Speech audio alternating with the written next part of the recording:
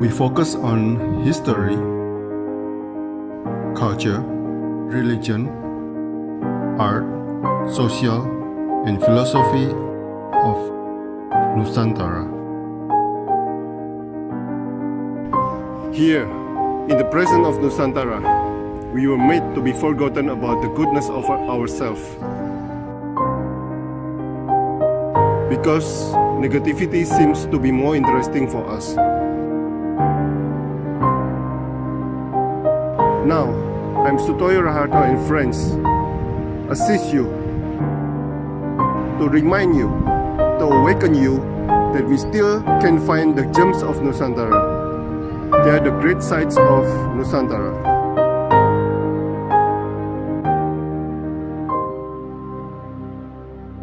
Ya, selamat sore Mbak Tutut Tuti, seorang koreografer dan dancer.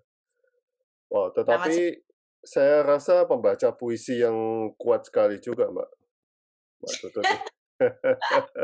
Saya mulai share screen. Merangkul duka. Terima kasih semesta, terima kasih sahabat, terima kasih guru dan semua tim. Ada apa dengan duka, Mbak? Pemikiran atau pengalaman apa yang memunculkan kata-kata yang kuat ini? Silakan. Ini sebenarnya saya mengutip kata-kata dari guru saya, di mana beliau yang Mas Gondrong Gunarto namanya. Beliau yang menciptakan karya Duka, judulnya. Saya lupa karya Duka itu dirilis tahun berapa, tapi udah lama. Di situ banyak vokalisnya yang dipilih, dan kebetulan saya generasi keberapa ya, generasi ketiga atau keempat mungkin, saya terpilih menjadi vokalisnya beliau di lagu Duka ini. Dan ketika saya bertanya kepada beliau, Mas, apa itu duka? Saya mencoba merangkul duka tuh, karena semakin sakit dan semakin kita bisa menerima apa yang kita alami saat ini, yaitu bagaimana kita mencoba merangkul dan menerima situasi dengan lapang dada. Jadi intinya sebenarnya kalau bukan maestro tidak akan bisa melakukan ini, Pak Toyo. Jadi saya memang mengutip kata-kata beliau, kebetulan saya terlibat, dan foto ini adalah ketika kita pentas ngerabuk nyawa di rumah Banjarsari, di mana pandemi waktu lockdown pertama itu seniman tidak bisa sama sekali berbuat apa-apa, pentas nggak bisa, mau membuat inovasi seperti apa kita bingung. Dan kebetulan rumah Banjarsari memilih Mas Gondrong untuk mementaskan karya-karyanya dengan dibalut tema ngerabuk nyawa, untuk kita bisa merabuk jiwa kita untuk bisa tetap hidup dan bertahan dengan sehat dan waras gitu loh. Jadi apalagi kalau bukan istilah yang tepat ketika kita ayo merangkul duka bersama-sama, kita jalani ini sama-sama. Nanti kita pasti akan terbebas dari situasi yang nggak pasti ini, dan sampai sekarang pun belum pasti juga. Jadi akhirnya aja mencoba untuk merangkul duka dengan berkarya. Ceritanya kalau bisa saya sampaikan seperti itu, Pak Toyo. Kalau misalkan ingin mengetahui lebih jauh apa merangkul duka, Mas Gondrong akan lebih tepat untuk diulik lagi beliau dalam membuat istilah-istilah tentang kehidupan. Tapi selain karya ini, Mbak Tutut, apa pernah mengalami peristiwa di mana duka membangkitkan Anda menjadi lebih kuat, Mbak? Ya, pandemi ini khususnya, Pak Toyo. Pandemi ini. Ya, pandemi ini sangat-sangat membangkitkan kita untuk merangkul duka ini dengan karya. Jadi akhirnya apa yang bisa seniman lakukan? Ya berkarya. Akhirnya saya juga tidak menyadari ternyata saya akhirnya bisa menulis lagu dengan pengalaman empiris yang kita alami saat ini. Lalu saya bisa membuat 2 karya tari di 1 tahun pandemi ini. Jadi selama pandemi ini ternyata sebenarnya saya produktif. produktif untuk karya tetapi tidak produktif untuk hal finansial. Jadi dukanya di situ Bapak. Duka soal tidak ada finansial. Itu sebenarnya antara sakit dan ayo ini gimana sih gitu. Kenapa kenapa hanya seniman yang mengalami seperti ini karena memang benar-benar tidak bisa bergerak untuk berekspresi di panggung yang sebenarnya, maksudnya dihadiri oleh audiens dan live dipertunjukkan sebenarnya begitu Pak. Tapi kalau nggak ada duka kan nggak menciptakan karya-karya itu, Mbak. Mungkin akhirnya adanya cuma piknik-piknik aja kemana-mana, nggak mencoba merealisasikan mimpi yang sebenarnya kita tuh punya tapi tertunda akhirnya pandemi istirahat dan silahkan buat karya. Keuntungannya di situ sisi positif. Iya, iya, iya. Ada yang mengatakan bahwa duka itu sebetulnya kebahagiaan. Iya. Oke, ya. Ada yang itu saya juga pernah dengar. Oke, next. Oke. Oh ya Allah. Foto hitam putih kadang menghiasi koleksi foto Anda, Mbak Tutut. Ya. Apa arti hitam putih untuk Anda, Mbak? Silakan. Hitam dan putih. Hitam dan putih hanya ada baik dan buruk. Terkadang mungkin karena saya orangnya terlalu introvert. Jadi kadang saya merasa kalau misalkan seperti ini Bapak, saya ketemu dengan sahabat-sahabat saya ya. Sahabat saya ada 5-6. Misalkan ada satu yang berbeda dari saya, kebiasaannya, biasanya dia tertawa-tertawa, tiba-tiba ketemu saya diam. Itu saya udah, aduh aku salah apa ya? Aku mau nyakiti dia nggak ya? Itu selalu terbesit di kepala saya. Mungkin karena saking introvertnya saya takut menyakiti orang lain karena disakiti itu bagi saya secara pribadi sangat tidak enak. Jadi sampai tidak ada tawa. Judulnya No More Laughter kan. Jadi saya sudah tidak ada tawa lagi kalau seperti ini. Ini yang terbesit di kepala saya waktu itu. Saya takut menyalahi orang lain sehingga orang lain tidak tertawa. Begitu juga ketika orang lain menyakiti saya juga sudah tidak ada tawa lagi. Jadi antara baik dan buruk ketika saya tuh hitam, bukan berarti saya buruk di mata Anda. Begitu juga sebaliknya Anda putih, tapi belum tentu hati Anda juga baik. Di pemahaman itu sih Pak tentang hitam putih bagi saya. Wow, banyak sekali ya foto-foto hitam putih. Seperti menjadi seorang filsuf ya, padahal bukan. Saya hanya mencoba mengatakan apa yang saya rasakan saja. Begitu Pak Toyo. Oke. Oke, silakan Mbak. Ya. Oh. Ya. Dicibir pernah, dikucilkan pernah, membuat orang tertawa pernah, berbuat kesalahan pernah, berbuat sesuatu untuk membahagiakan orang lain, semoga sudah pernah. Semoga kedepannya lebih sering membuat tertawa dan membahagiakan orang lain, atau yang bersinggungan dengan kita. Karena sampai sekarang pun saya tidak tahu di posisi mana pandangan seseorang tentang diri kita. Nah, itu 2017, Pak. Apakah 2021 sudah menentukan posisi itu? Oh, belum, saya tidak tahu posisi saya sampai sekarang Pak Toyo. Jadi semuanya pasti juga pernah merasakan seperti saya ini. Jadi dari ungkapan saya ini, saya terus mencari sebenarnya bagaimana sih pandangan orang terhadap saya. Ketika di depan saya baik, selang berapa bulan atau selang berapa minggu, ada orang yang bilang kepada saya, Tutut itu gini-gini, loh ini orangnya gimana sih sebenarnya? Jadi itu yang selalu membuat saya pertanyaan Pak. Akhirnya sekarang, singkat cerita dari pengalaman pribadi saya, di mana terlalu banyak topeng ketika orang berhadapan dengan saya. Padahal saya menginginkan apa adanya. Kalau Tut kamu tuh nganyel ke, kamu itu jengkel nih, kamu itu nyebai, itu saya lebih suka daripada, Mbak Tutut kamu pentasnya bagus banget, Mbak Tutut kamu nari cantik banget, tapi di belakangnya mencibir saya, jangan seperti itu tidak saya harapkan.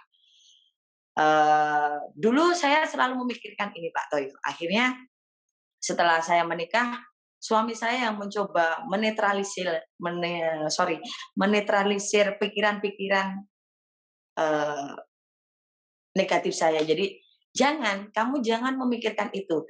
Ketika kamu memikirkan itu, kamu menghabiskan energi, menghabiskan waktu, omongan orang lain. Itu nggak penting. Akhirnya kembali lagi ke masa pandemi ini, saya mencoba menulis lagu, judulnya Kasak Kusuk. Akhirnya terserah kalian mau mencibir apa atau berpendapat apa tentang saya, di depan saya atau di belakang saya beda, ya udah saya tulis lagu aja judulnya Kasak Kusuk yang sudah rilis di platform digital Bapak. Akhirnya sekarang pertanyaannya, how about you, how about me? Saat ini ya apa yang dikatakan orang, kalau itu benar ya akan saya iakan, kalau tidak ya biarkan saja, terserah apa pendapat orang, dan saya akan tetap menulis lagu untuk menghasilkan karya-karya. Mungkin itu yang bisa saya lakukan Bapak di masa-masa sekarang ini, karena kalau tidak berbuat baik, tidak membahagiakan orang, saya takut ke belakangnya nanti apa yang bisa saya alami, karena saya sangat percaya orang orang menanam dia akan memetik, itu saya sangat percaya sekali. Saya seperti orang bijak ya, saya takut menjadi orang bijak di sini. Loh, tapi di karya-karya yang dibacakan sepertinya bijak sekali, Mbak. Seperti itu Pak Toyo, yang pengalaman pribadi saya yang akhirnya saya buat karya. Hampir secara keseluruhan saya ide-ide dari karya-karya saya berangkat dari pengalaman pribadi yang saya mencoba saya bagikan dan bisa diterima orang lain secara universal, ataupun mungkin karya saya pun masih bisa dirasa masih curhat sekali, tetapi ada juga yang merasakan seperti saya. Akhirnya karya-karya saya juga akhirnya alhamdulillah bisa diterima. Gitu. Berarti kan duka pandemi membuat suatu pencerahan, Mbak.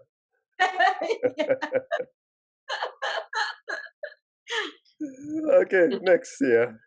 Oke. Bentar lagi, ini pentas di Solo dulu, habis itu pentas di Jakarta. Ini ya, bukan. Oh, ini. Lah. Bisa. Nah ini. Sebentar saya buka earphone.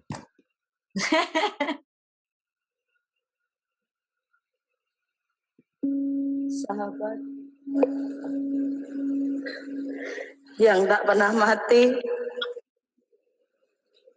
adalah kenangan yang menghidupkan kisah-kisah manusia.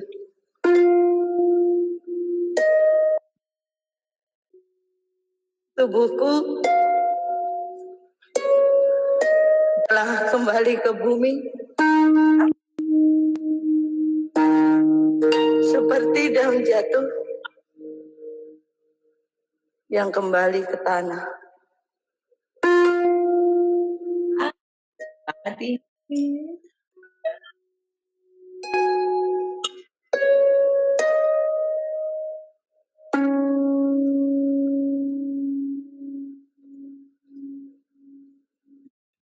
Oke.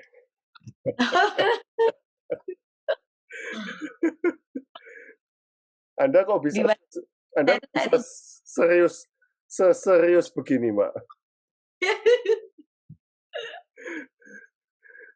Saya tuh cengengesan Bapak, tapi saya tuh sebenarnya cengeng sekali. Jadi kalau di panggung agak mellow sedikit, apalagi dari musik. Kalau ada influence musik sedikit yang membuat mellow, pasti saya nangis. Saya nggak ngerti, saya cengeng kalau sama musik memang. Gampang nangis kalau sama musik. Boleh saya cerita? Boleh. Sebelum saya tanya pertanyaannya. Jadi itu adalah karya kolaborasi saya dengan sahabat saya. namanya Astri Kusmawardani. Kami tergabung di komunitas Solo Dance Studio. Jadi Solo Dance Studio mencoba mengajukan proposal ke Galeri Indonesia Kaya untuk ruang kreatif memberi ruang kepada koreografer muda.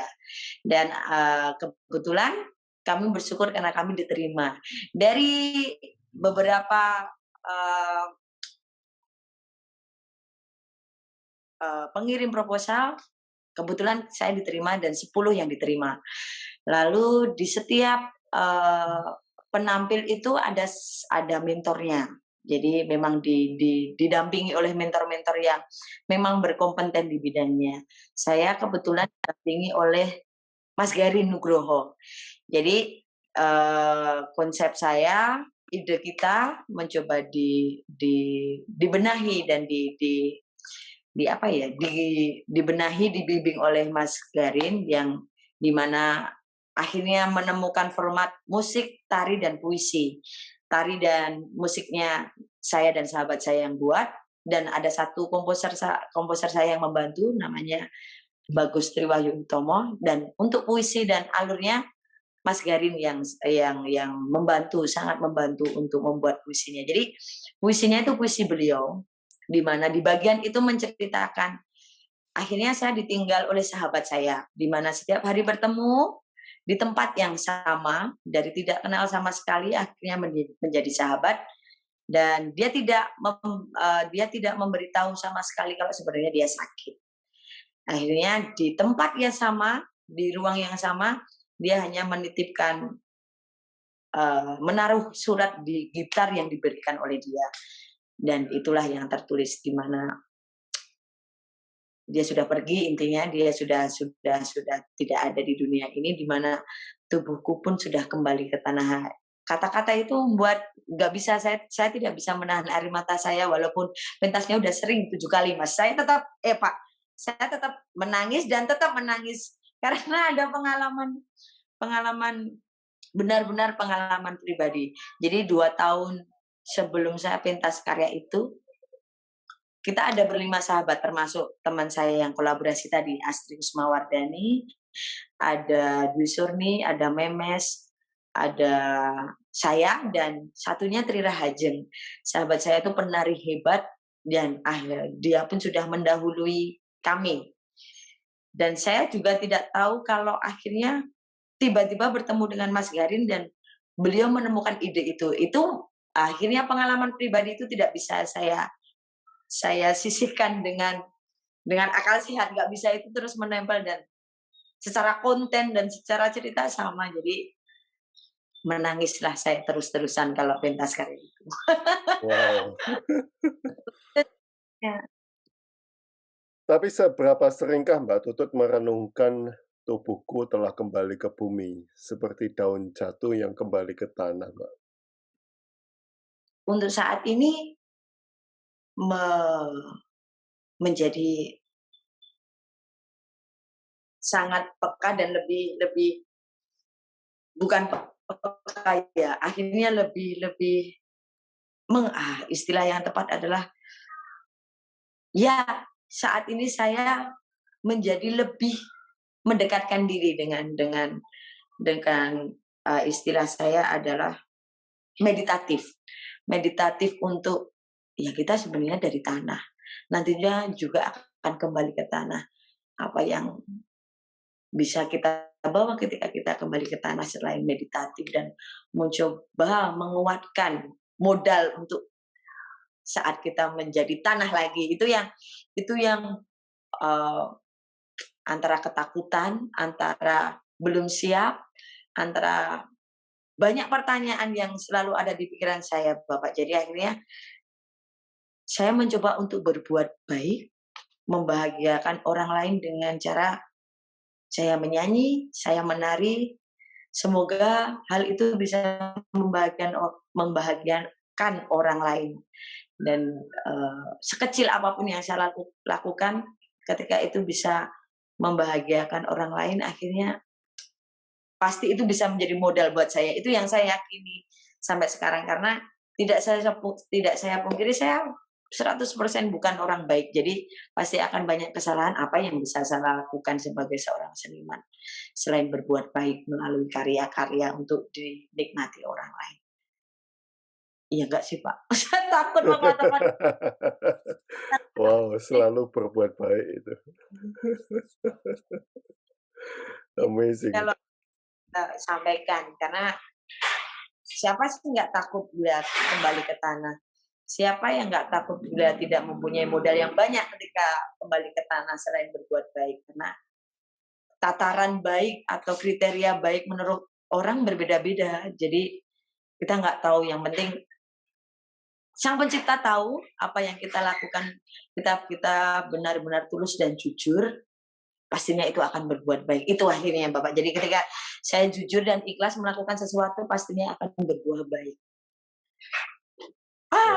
Amazing. Semoga terlihat seperti orang yang sangat bijak dan dermawan. Bukan dengan kata-kata, bukan dermawan dengan uang. Masih punya video yang tadi itu, Mbak? Ada di channelnya Galeri Indonesia Kaya itu Oke. durasinya judulnya Rendezvous. Oh, Ada. amazing itu. Saya suka banget. Oh, terima kasih. Oke. Terima kasih Mbak Tutut atas sharing-nya, luar biasa. Sama Pak Toyo, terima kasih. Akhirnya saya menjadi punya teman baru lagi gara-gara Mas Iwan.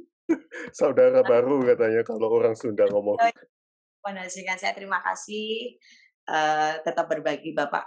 Dan kalau ada informasi-informasi apapun silahkan berbagi ke saya. Siap. Terima kasih Mbak Tutut. Pengalaman saya juga bisa membantu atau menjadi referensi bagi yang lain. Terima kasih Mbak Tutut. Saya suka banget puisinya yang tadi. Terima kasih. Kuat banget. Makasih Mbak Tutut. Selamat sore. Sampai jumpa. Yeah. Selamat Matur nuwun. Yeah. pagi.